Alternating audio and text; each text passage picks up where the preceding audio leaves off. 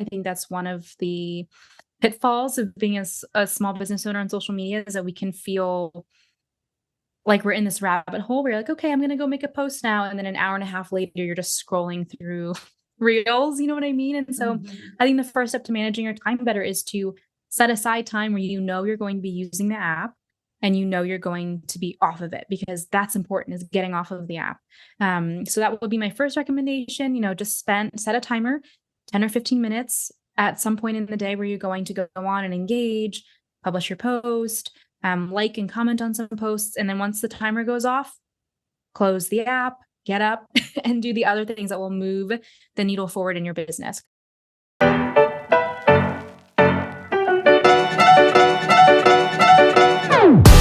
Welcome to the Designer's Oasis podcast. I'm your host, Kate Bendewald, interior designer, mama, and CEO of a thriving interior design business built on authentic word-of-mouth referrals. It wasn't that long ago that I stepped away from my corporate architecture job to build my own dream, one that would allow me more time with the people that I love, the ability to serve my clients at the highest level, and to make a great living. It wasn't always easy, and I've made my share of mistakes along the way.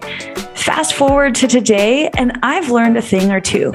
This podcast is for you, the inspired, creative, ambitious, and let's admit it, occasionally overwhelmed interior designer who shares this dream of transforming lives by transforming homes. Join me and my guest each week as we walk through practical ways to build an interior design business you love and helps you transform your clients' lives. You can do this. Thank you for letting me spend part of this day with you. Let's get to it.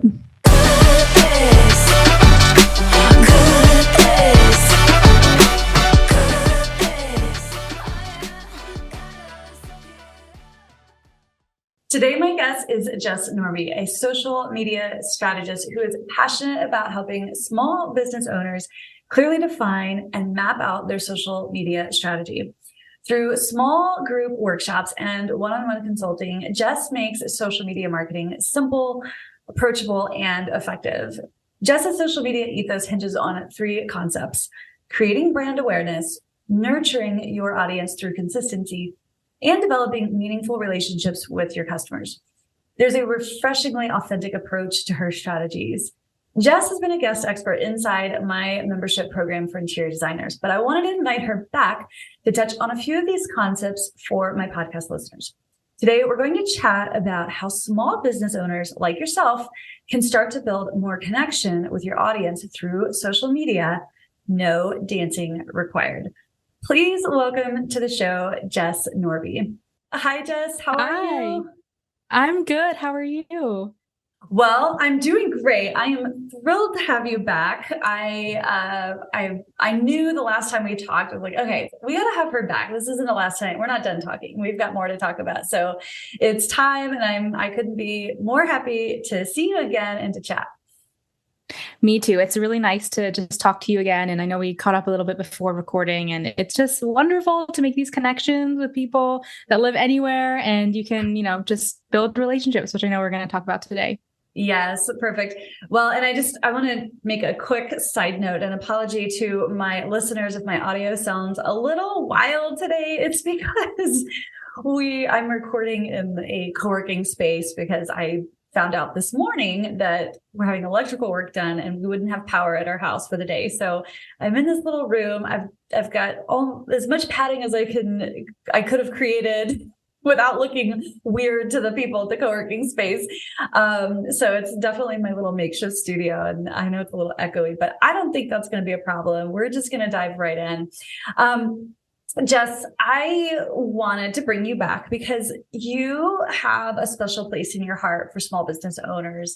That's really your clients. You work with small business owners that are service-based. They have locally owned businesses. Can you talk about how the social media strategy might be different for someone who is a small business owner? They are service-based provider. They're locally, their services are local versus an online business owner or corporation or product-based business. How does the strategy differ for somebody who's in that space versus those online business owners or product-based businesses? Yeah, I think to put it simply, it's easier and it's simpler and it's less complicated. And that was one of the reasons why I decided to focus on serving local service-based business owners because, all the things you see on Instagram or when you read these articles on how to get to X number of followers or how to explode your marketing, like those tactics don't really apply to local service-based business owners. And I think that's a good thing. I think being local, focusing on providing a service like the people that like your listeners, you can really kind of strip away all the fancy things and come down to the basics, which is how do I get people to stop what they're doing, to pay attention to the message I want to share with them, and to build a relationship with them so that they can hire me and I can help them. It really comes down to that. Like, how do we communicate better to get people to stop scrolling past us and start talking to us? Okay, so that makes a lot of sense. Can you be specific about what would I do to get somebody to stop scrolling, to pay attention to me? Yeah, that's a really good question. I like to think of it as I like to take an approach from almost like a user experience standpoint. Like Mhm. if you think about the person on their phone who's scrolling through Instagram and what their experience is like, typically what gets them to stop scrolling is a visual that's captivating, whether that's a photo, a graphic image, or a video. So if you're an interior designer, you own your business and you want to get someone to stop scrolling, that would be my first tip, is to figure out what type of imagery or what type of visual is going to get them to stop scrolling past you. And oftentimes that's a beautiful image, right, of a space you're designing. Oftentimes it's a picture of someone's face, a human. And then, lately within the past like 2 or 3 years, video. If you have video content that's well lit, it's crisp, there's moving parts in the video. Those are a few factors that can get someone to stop scrolling past. And then of course, after we get them to stop scrolling, well, what's next?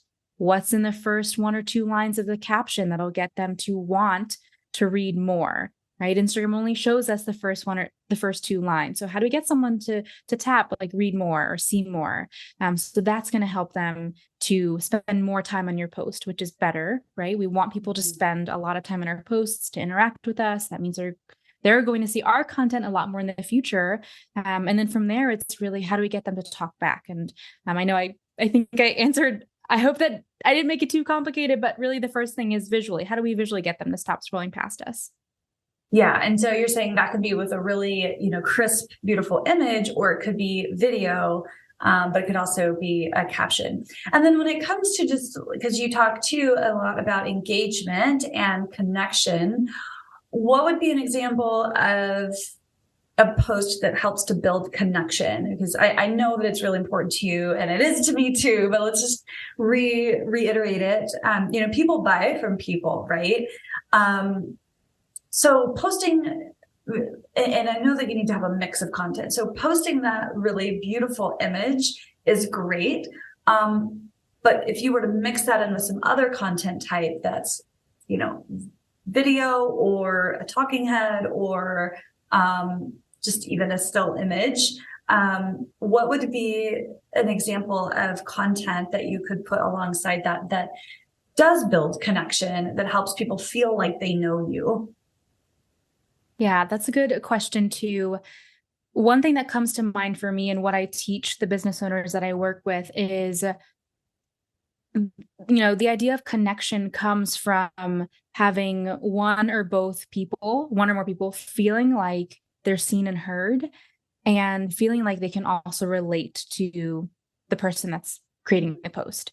So if I were to put a post out there in the hopes that I would build connection with someone, I would want to make sure that I'm not making it all about me, right? It's not ego driven, it's client driven, and really understanding who I'm trying to talk to and catering to them. And I know that sounds really simple. I'm sure a lot of listeners have heard of that before. This isn't really new, but it really is reminding ourselves that, yes, our position on Instagram or social media is to show our expertise. But in order to get someone to know, like, and trust us, we have to know who they are. We have to know what bothers them. We have to know what they really want in life or with your service. We have to know what makes them really happy and what makes them feel inspired. And if we can talk to those things, then that person's going to feel like there's a window to step in and be like, okay, I feel like I'm connecting with this person because they know me. Maybe I get to know a little bit more about them. Maybe I feel like we're related, like we can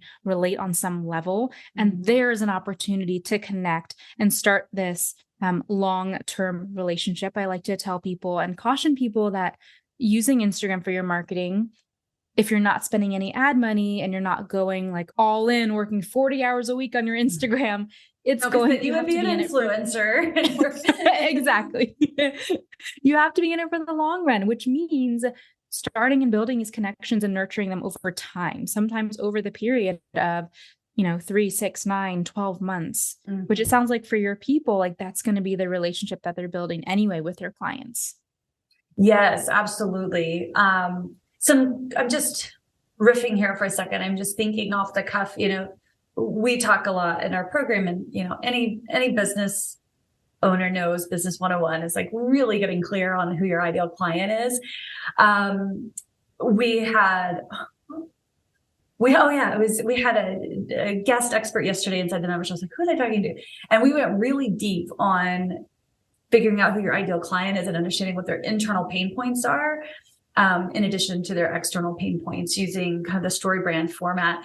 Anyway, in this conversation, it's been obvious to me for a while that there's a lot of business owners, designers who don't go deep enough on understanding who their ideal client is. It's still too vague. It's still too high level. But I would say, like, once you get that sort of deep knowledge of your ideal client, that can be a starting point for creating content and understanding what is it that they're struggling with. Because when they feel seen, heard, understood, you're like, oh my gosh, she gets it, right? That is inspiring. That will inspire somebody to take action. And if I'm thinking out loud here about my own sort of ideal client, entertaining is pretty high on the list of priorities for in terms of lifestyle for my clients. They want a space where they can entertain a crowd. They want a space that they feel proud of. They want a space that is super functional. They want a space where when somebody walks in the door, they feel like they can make themselves a drink, right? And so just using that as an example, I could think of tons of content around, what are some things that you can do to set up your home to help people feel like they can make themselves a drink, that where entertaining is, really easy. And so maybe that's like inspiration posts. Maybe that's showing what you've done with past projects. Maybe that's showing like a little cocktail bar or whatever the case may be, or a welcoming entryway where they feel like, they've got a place where they can set their stuff down. So, I'm just brainstorming out loud here because I'm such a like when I have these conversations, I'm like, let's get down to the practicalities of it. So what I'm hearing from you is allowing or creating content that allows them to feel like, oh, that she gets me, she understands. And whether they're acting in that moment or whether they just start to follow you, maybe they go download your thing, maybe they do reach out and do a discovery call. You're playing the long game and you're creating content that makes your ideal client feel like you get them. Am I getting it here? Yeah. And if I may, I would even take that a step further. Like if that ideal client wants to entertain and their values are bringing people together in their home and making other people feel welcome and being welcoming, I would even take that a step further and speak to maybe the person who hasn't completed that journey with you yet and say, hey, and maybe I'll speak to my own journey because right now we're in a rental. There's nothing on the walls. Our furniture, nothing matches. Everything is old from like college, IKEA. When my husband was in medical school and we were, in a different space totally. And I am always hesitant to have people over because this sounds very vulnerable to share, but it's like, oh, what are they going to think? There's like, our house looks not great to like the vision I have for having a space that I'm proud of and that I want to have people over. So even speaking to that, like, have you ever wanted to plan something or have you ever wanted to invite a group of people over to your house, but hesitated because you're worried what they're going to think about your space? And not that, what you have in your home matters. It's the people, it's the energy, it's the experience. But I think it's safe to say, like, clients have probably felt that way before they work with an interior designer. So even tapping into those emotions and those feelings of, imagine going from feeling hesitant to having people over to, easily without even questioning it, you saying, hey, let's have 3 to 5 of our closest friends over this weekend for some drinks or for a game night or whatever. And not even worrying about, oh, how am I going to make my space look so that people feel more comfortable, but having that sort of inner confidence that, hey, my house looks great. People are going to have a great time here because of the people in it and because of the way the home is designed. Like, if you can speak to that, that's going to really hit someone right? Hit someone's nerves because they're going to feel completely understood.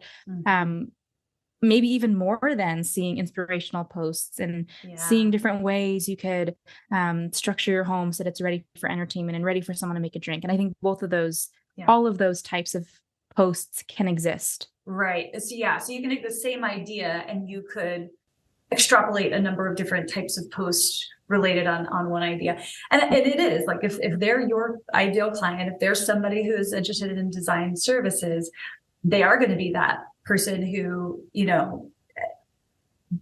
their home is an extension of themselves. It's their second identity, just in the way that like how you dress, when you put on a dress or an outfit that you feel really good in, like you walk out standing a little taller, you look people in the eyes, I know there's mornings where like I drop my kids off at school and then I pop into the grocery store to grab whatever. And I'm like in my sweatpants. It's like, you bet I've got a hoodie on. I've got my sunglasses on. And I'm like, I don't want anybody to see me. And we think about our homes in that way too. And there are people who, I have an old neighbor who they were definitely not, design clients, right? They have people over all the time and they had the most welcoming and warm home from the standpoint of who they were as people, but they could give two shits about what the inside of their house looked like. And that was fine with us. Like we didn't care. We still loved to see them. We still loved to hang out. We still had so much joy and laughter when we went to their house. That just wasn't important to them. But for the people who were that, like you and me and designers and in this community, like we are people who are influenced by our space and how it feels. And because of that, we want to extend that to people,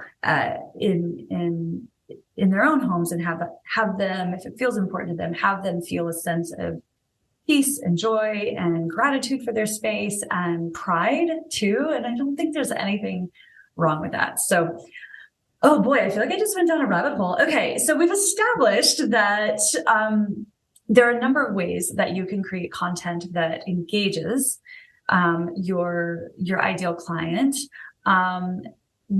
keeping in the back of your mind that people buy from people, right? And so the next question I have for you is, I'm paraphrasing here because this is a question that comes up a lot inside the membership. There is a lot of distrust in the impact of social media and its ability to actually reach local clients. And the feeling that a lot of designers have is that it's just a lot of effort without a lot of reach, meaningful reach toward people who may actually become clients. So how do you address this mistrust that designers have in the ability for their work to actually have an effect or an impact? Yeah, well, first I would validate that feeling. I think that's such a natural thing, especially if you're local, to be like, well, I only have 100 followers and Instagram is full of accounts that have millions and hundreds of thousands. Like, how could I possibly make an impact? Like, I think acknowledging that is is important and it's really valid.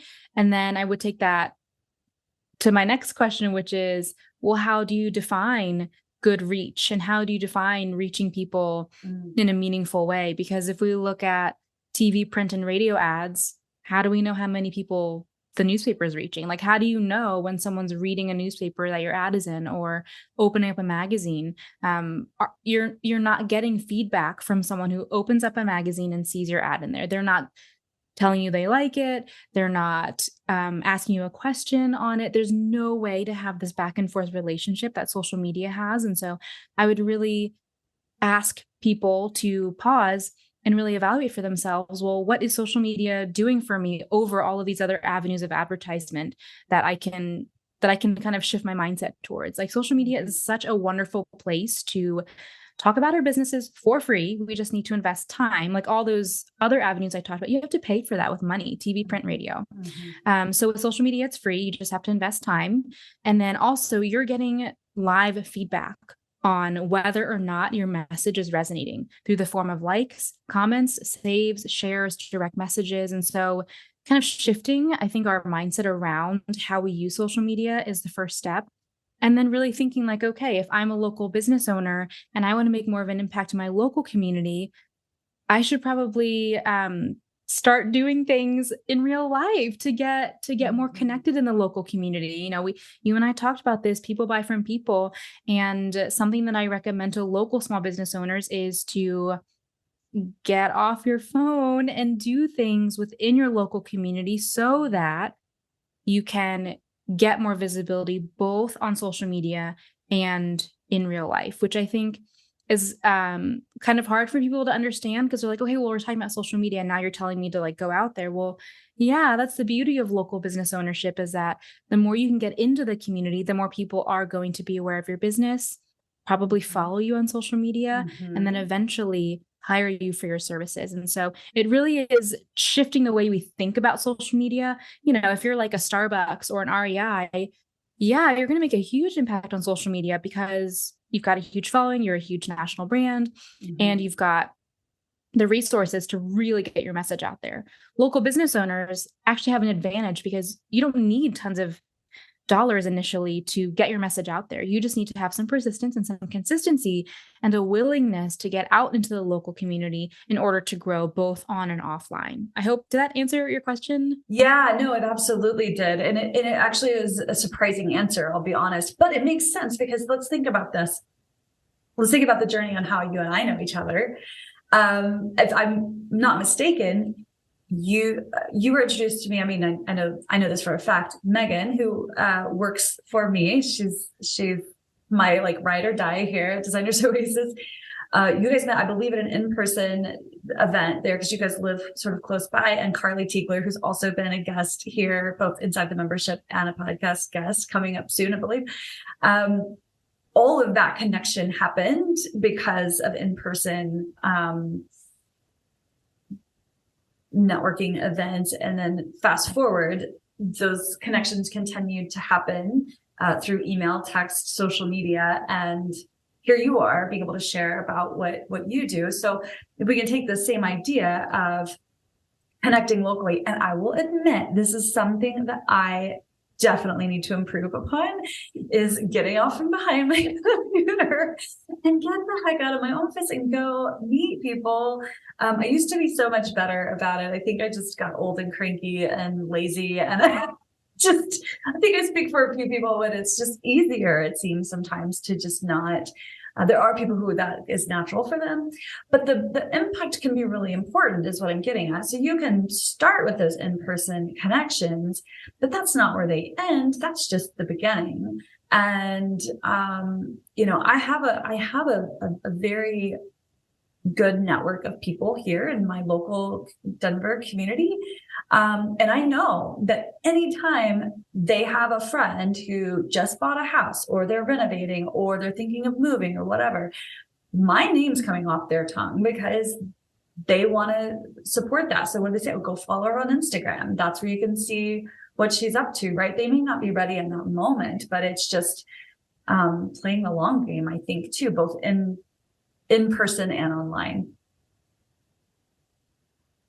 Yes, definitely. I think a lot of this might sound counterintuitive, but sometimes a lot of growth happens from talking about your Instagram and your social media presence when you're not online. I mean, I'm just reiterating what you're saying is Yeah. just getting out there. And that's how people are going to stay connected with you is I think social media is a great kind of bridge between getting to know someone in person and then continuing that nurturing of the relationship online. And that's how we stay top of mind for people. That's how we get new referrals. It's with TV, print, and radio, as soon as you put the magazine down or recycle the newspaper, it's gone. But with social media, we can put the message out in front of them and we can keep showing up and keep getting in front of them. And I mean, that's what we want. And social media can deliver that, which I think is really powerful.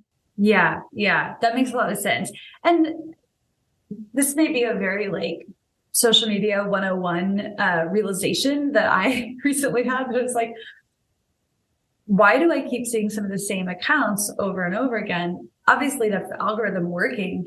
But if you create content and they like something, chances are next time they open the app is going to show them you again. So they don't have to take action that first time, but they can, if they comment or like or save anything that you put out there, that's only going to increase your visibility to them, for the next time that they, open the app. And I can just imagine right now, I'm thinking of the accounts that I do see all the time. And I'm always, every time I see them up in the like stories section, I'm always tapping like, oh, what's she up to today? Right. Absolutely. And to kind of go along with that is how many times you think about your consumer journey as someone who like buys products or shops, like how many times do you have to see a post before you're like, oh yeah, okay, I'm gonna buy. Like I recently got my daughter some more like Sarah's silks, like the play silks, but I think I saw the Instagram ad like at least half a dozen or a dozen times before I decided like, okay, you know what? I'm going to actually take a couple minutes, go to their website and purchase a couple of them. I just kept seeing them over and over again. So if we think about consistency and we think about nurturing, how can we continue to deliver that message? Because we know people don't always buy after the first time they see something. And that's, I think, reason for us to be consistent and to be persistent. It's because people don't buy right away, or at least most people don't. And so how can we stay top of mind for people and improve our algorithm ranking so that, the sixth or seventh time or fill in whatever number you want, that nth time that someone sees something, then they'll be ready to purchase. I think that's the key is, I have some business owners that will say like, well, I already post 3 times a week every week. How come the needle's not moving or how come nothing's happening? And of course, there's many other factors, not just being consistent, but that's one of them. It's, well, we don't know how many times it's going to take the person that you want to serve to see your posts before they decide to join your email list or sign up for a call with you. We just have to keep trying, keep testing new things.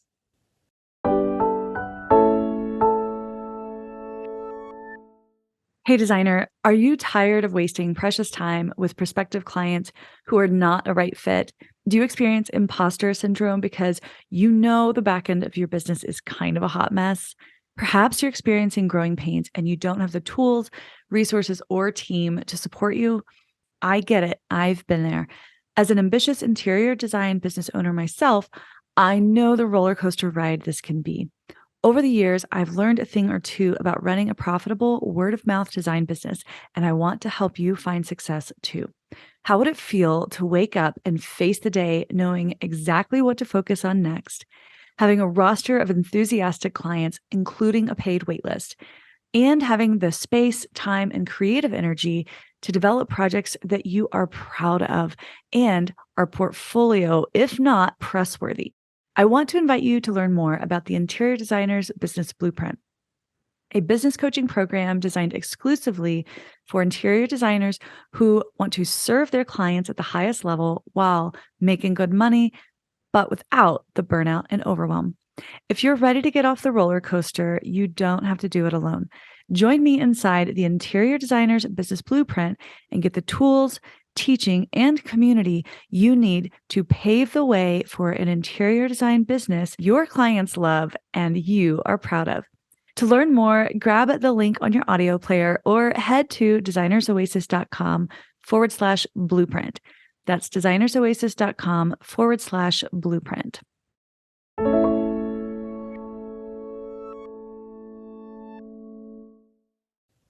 I have a sort of like technical or logistics question for you. Two of them, 2-for-1 question here.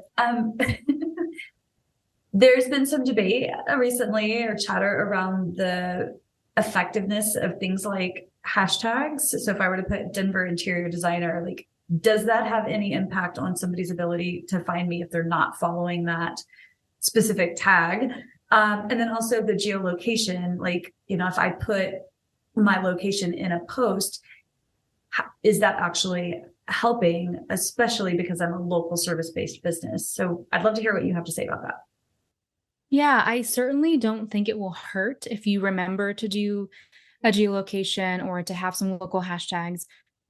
But I don't think hashtags matter as much as they used to, even 3 or 4 years ago. I think I would have told you something different.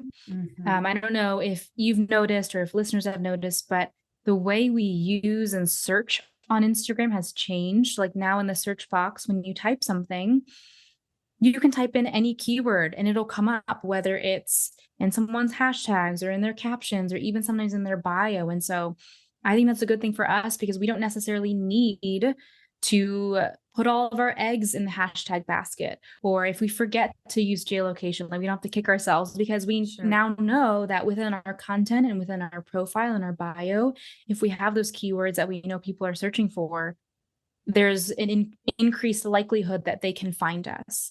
And again, this isn't, you know what I mean? Like, this isn't to say like, just put your content out there and hope it makes moves. Like, yes, you still need to get into the local community. But I think now the way people are using Instagram, they can search for things and put in keywords in the search bar and they can find things that aren't necessarily indexed in a hashtag, or they don't have to search in a location. Like they can just look for things. They can probably type in Denver interior designer and things can come up as long as it's in your profile and within your content. Interesting. I didn't know that. And so that's definitely a new approach. And it makes sense, right? Because it's these applications. And I didn't say this at the top, but this whole time I've been really thinking about Instagram specifically versus, say, Pinterest, which probably would have a different strategy and a different way of engaging with it. And so do you agree that a lot of what we're talking about today, is Instagram specific? Because I know my audience and I know interior design clients, and Instagram is often the app of choice. So yes, I will be transparent and say I know nothing about Pinterest anymore. I did maybe like 10 years ago. But all of the things that we're talking about today apply to Instagram. Funny story. I just in the last couple of years was cleaning out some books that I was getting ready to donate, and two of the books in there, actually I think there were three. There was Facebook, Instagram, and Pinterest marketing books, which now is so hilarious. Like nobody would write a book on this anymore because it changes so fast that it becomes irrelevant so quickly. So exactly, that's why I will continue to it'll keep people like you in business, because you're going to keep a finger on the pulse of the trends and the things that are changing and the things that are working that, the relevancy of hashtags has changed, obviously. So anyway, that's an aside, but I was cleaning out my book and I just started chuckling. I was like, this is hilarious. Like I've never cracked one of these books. B, they are now obsolete. So I'll donate them, but I don't know if they'll ever end up in someone else's hands again.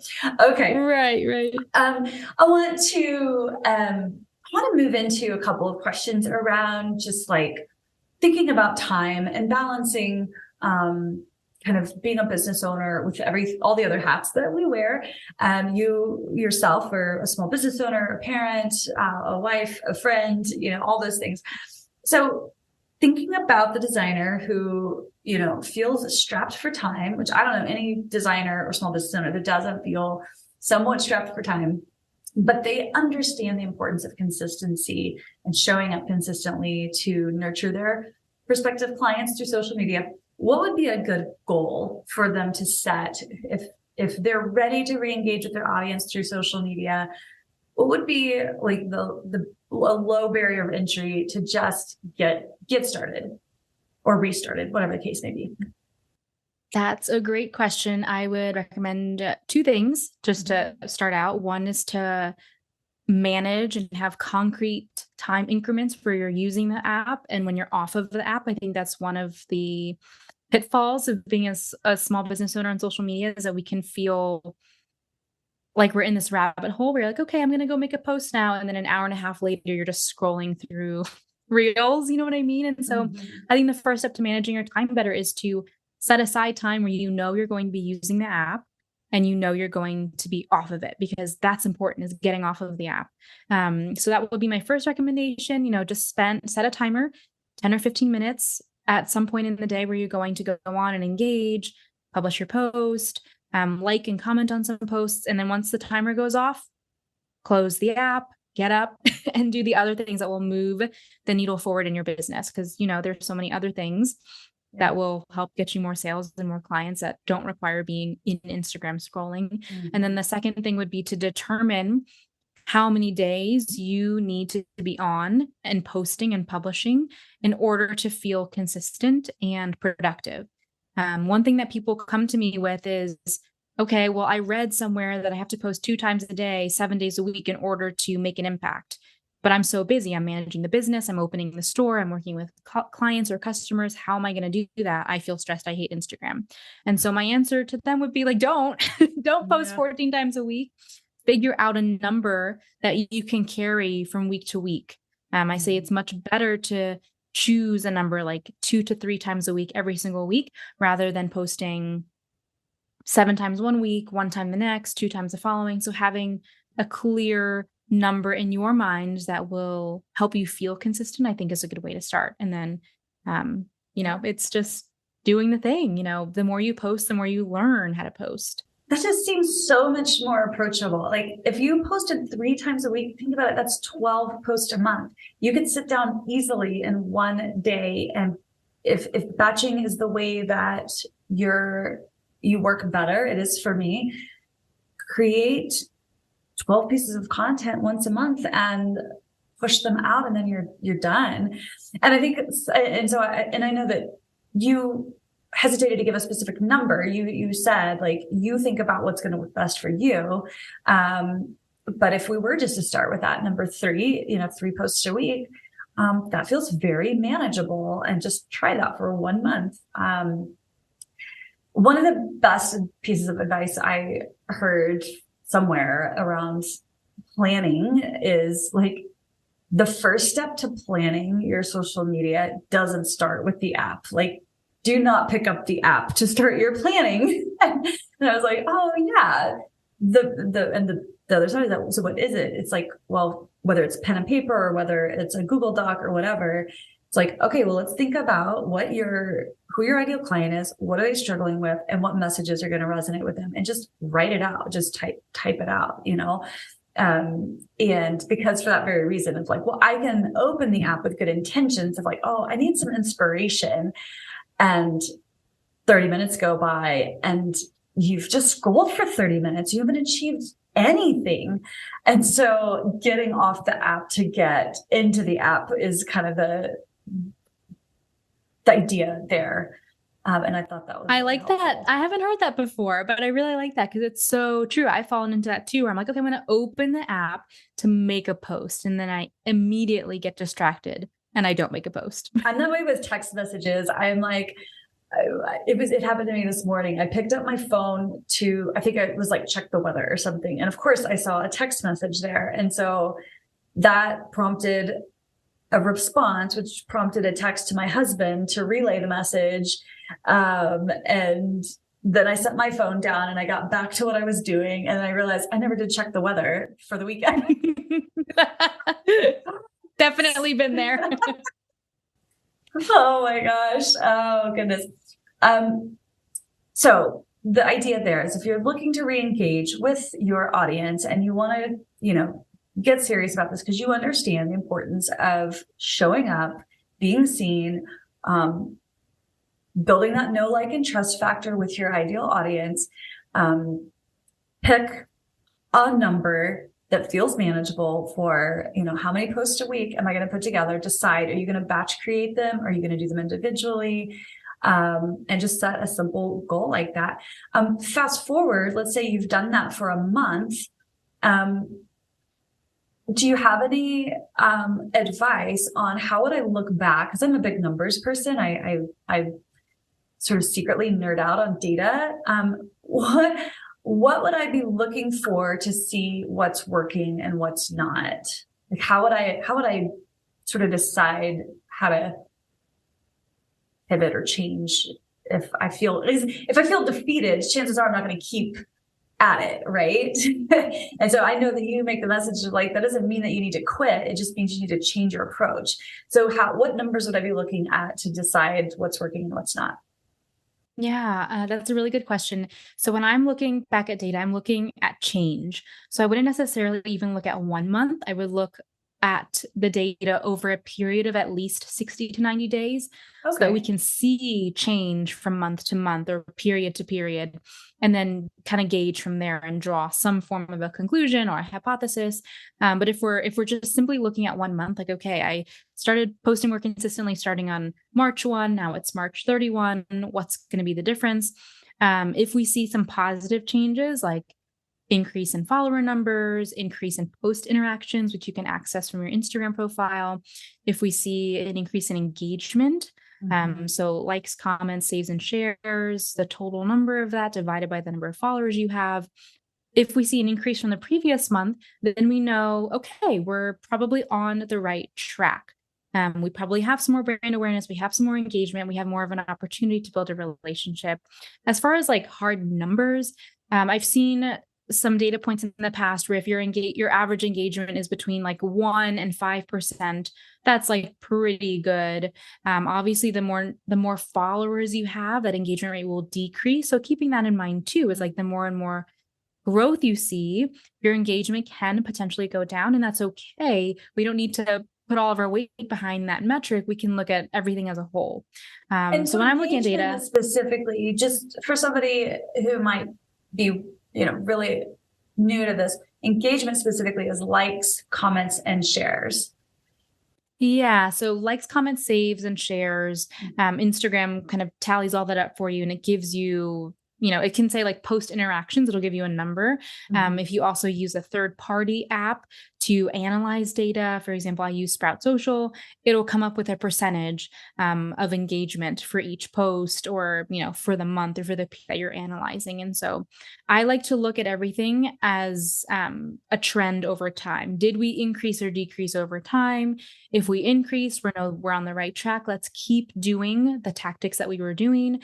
If numbers go down, let's look back at the previous month's content or to whatever period you're analyzing and take some notes. Like, okay, maybe we did more testimonial posts last month, and that's maybe why we saw a decrease. Let's tweak the number, maybe do less testimonial posts and more, connection posts or more value-based posts for the following month, and then we'll see.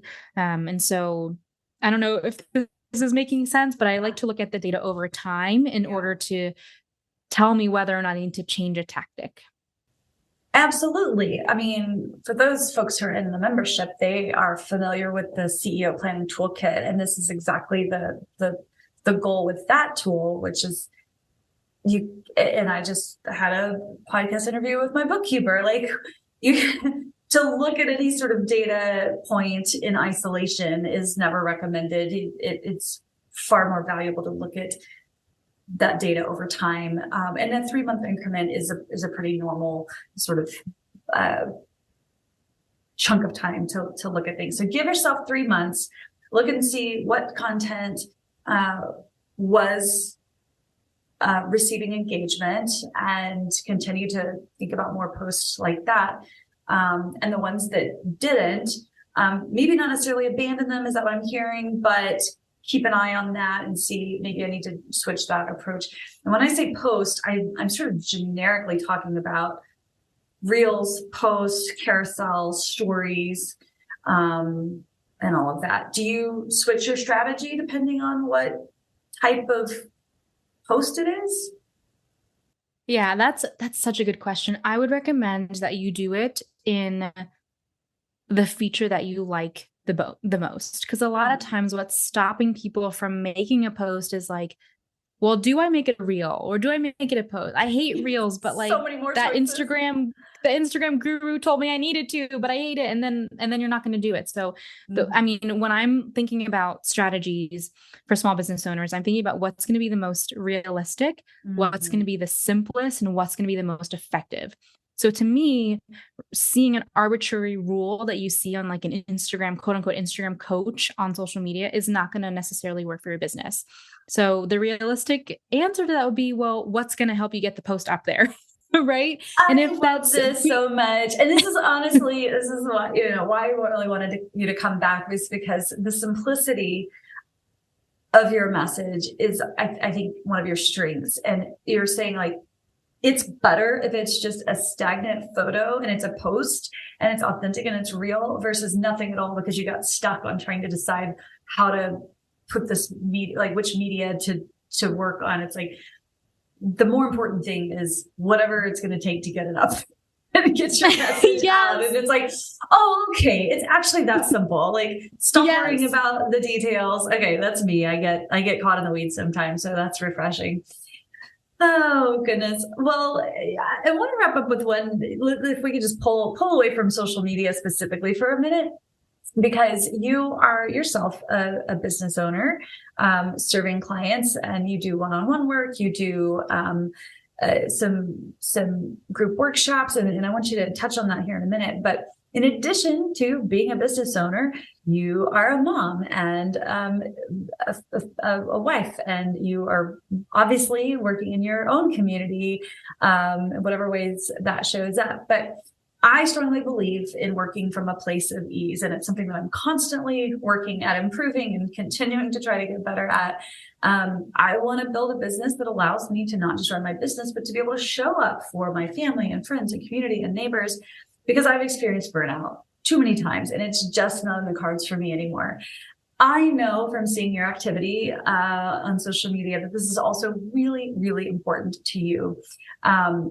You've publicly shared about some personal challenges that you've had, and how you address social media during those times, and how you rev the engine down a little bit. So can you just share a little bit about what are some learnings for you that emerged during those times, and what are you doing today to help balance your responsibilities as a business owner with caring for yourself and your daughter and your family and those that you care about? Oh, this is such a good question, and I want to try to answer it as concisely as I can. So I feel like being a small business owner and someone who has a kid and has a spouse and wants to be active in the community has taught me how to value myself, and has taught me how to honor the values that I want to work towards. Because I think as small business owners, we can, and I've been here before, get caught in this hustle mindset of like, okay, well, I'm a self-made person, even though I have had lots of behind the scenes help. Like, I need to show the world that I can do this on my own. I'm independent. I can be really successful, whatever successful means, and I'll do it at any cost. And I think when I've gotten trapped in that, I've lost the reason why I wanted to continue the business. I started the business before I had my daughter, but in continuing my business, it's really helped remind me that, oh, wait, I started this business so that I could have more flexibility and more freedom in my schedule, and the ability and the privilege to decide when I want to do things or when I don't want to do things, whether they're inside or outside of my business. And having a kid has certainly reminded me of that, because when I start to fall into that hustle mindset of like, oh my God, I need another client, I'm wrapping up with one, like I can't take a break, I need to keep going, because that's what you do as a business owner. You're just always making more money, and you always, you're always growing. And it's like, no, wait, I actually wanted to continue this business so that I can have moments to slow down when things come up personally, or when I'm just really freaking tired. I was solo parenting last week. My husband was traveling. He was in Arizona for work, and my daughter got very sick. It just happened to be perfect timing. Yes, and I couldn't get anything done. Like, I couldn't respond I didn't want to respond to emails. I didn't want to work while she was sick, watching Bluey on the couch for like the third hour. And it took a moment. Yeah. I love Bluey, and I set on the couch with my daughter who was sick a few months ago and watched like, because they're short episodes, watch like 100 Bluey episodes. And I'm like, I love Bluey. And then the song gets caught in your head. It's so funny. Anyway, It's so side funny. note, And I'm so there with good. you. I'm there with you. Yeah. Thanks. But yeah, it's just this reminder that, oh, wait, like, even though my mindset is telling me, and I'm sure there's like some money mindset things that I've carried with me through my childhood, like I actually can stop. I'm going to be okay. I can stop. I can breathe. I don't have to be stuck in this hustle mindset. Like that's why I started this business. And so it really has helped me learn to kind of relish in the freedom sometimes, and decide what I want to do with it. Right. Because I'm speaking from a very privileged standpoint. Like I do have the privilege and the freedom to stop when I need to. And I acknowledge that. And so it's like, okay, well, what do I want to do with that? I want to help more people feel the same way in a, a small avenue of their life, be it social media marketing. And I do want to do some good in the community because I have this freedom too. And it really opens up the doors for you, I think, as a small business owner to really evaluate, like, how do you want to live your life and have a place in your community, whether it's within your family community or within your greater community. And I think that's something that's really beautiful about owning a small business is as you work past these things and work through these things, and I'm not immune to mindset and limitations and limiting beliefs, like it happens to me all the time too. But as you learn to like practice navigating through them, it opens the doors. And I think it kind of comes back to like the reason why you started your business in the first place. Yeah. So getting recentered to your why sounds like the answer there. And I think that why is so grounding. So, I found myself doing that sort of unconsciously this week. I think it was just like daylight savings or something kind of had me. I usually am an early riser and I like to get up and work for a few hours before the kids do so that, I can just, it feels like I get a jump on the day. And I just wasn't doing that. And so I wasn't sitting down at my desk until after they were at school to start my day. And I felt so just like bogged down with time. And I felt, like just a bit overwhelmed with everything that I had to do and the time that I had to do it. And it just left me feeling kind of grumpy. And I was like, I don't want to be doing this. I don't, And then I took a minute and I was like, you know what? Think about yourself like 5 years ago before Designers Oasis. And, if you had thought about what your daily life would look like doing what you're doing for Designers Oasis, I've recorded podcasts. I've had the chance to speak with some amazing women this week and record our conversations. We're putting the finishing touches on a new program that's going to really be able to help a lot of designers. And when I took a step back and really looked at what it was that was lined up on my calendar for the week ahead, I was like, this is awesome. Like, this is so cool that I get to do this. And I get to do it from home, except for today when but also the reason I'm where I am is out of a place of privilege. So it is, I think, so important. And I'm grateful that you said that because it comes back to just remembering your why, remembering the intention behind what it is that you're doing. And realizing that there's a lot. I think we probably, as designers or people pleasers. And so we want to do things to the nth degree. Right. And so just saying like, well, you want to do it to help other people, but you also wanted to do it because you wanted to, make your kids proud or show your kids that you could do something or to have more flexibility so that you can be there for your kids. And I think that sometimes that gets lost when we get into the thick of it, right? From a day-to-day standpoint. Yeah. And I think also tying in social media, I think that's why people fall into these traps of saying, well, I only have 100 followers. I thought I was going to get to 10K by now. Instagram, I should just like throw the baby out with the bathwater.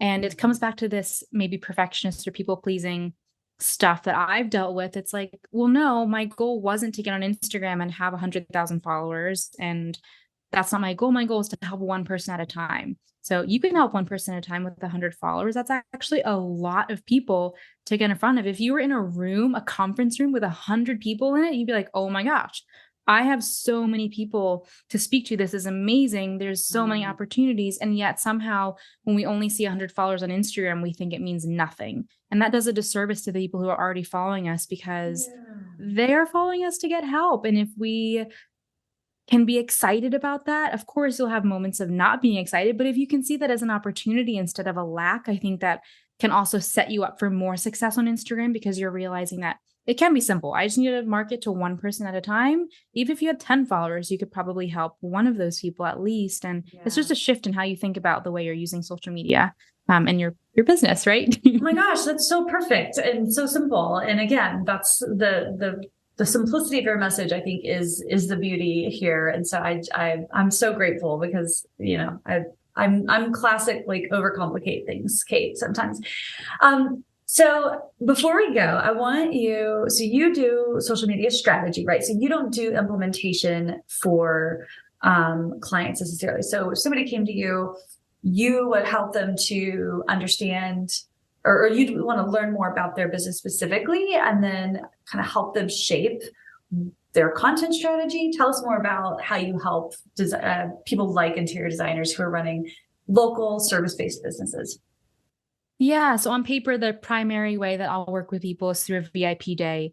I know that word is tossed around a lot, but I think it's because it just helps normalize what that is. So for me, the VIP day is a 2 to 4 hour session where we sit down and we do everything from top to bottom. We outline what it is you want to see happen on your social media. What do you see that's not happening right now?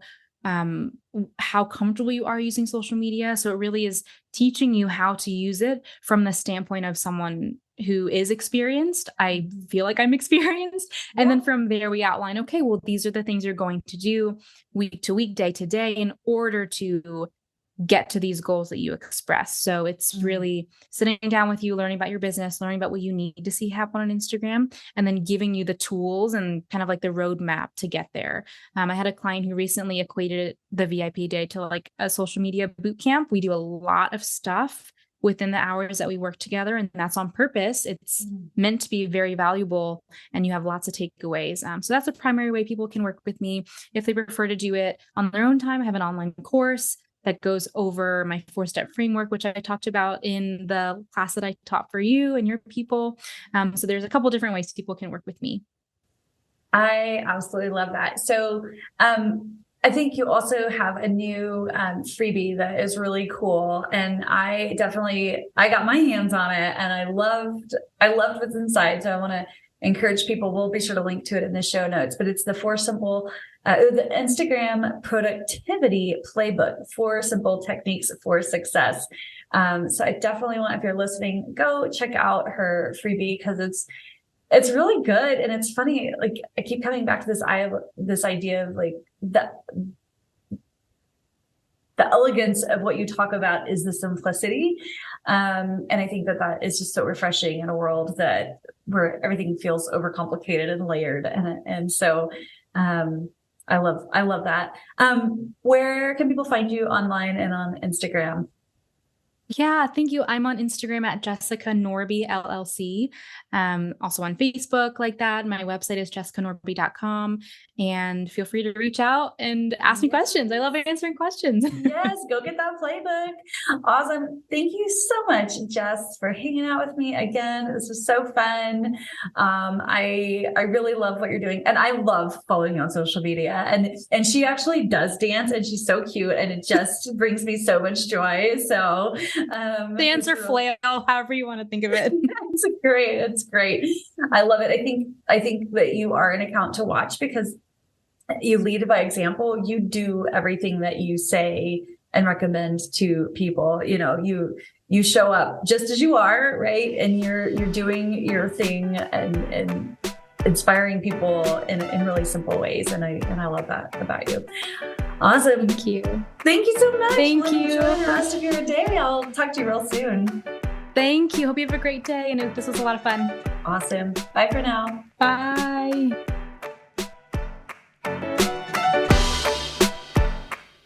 Thank you so much for letting me spend part of this day with you.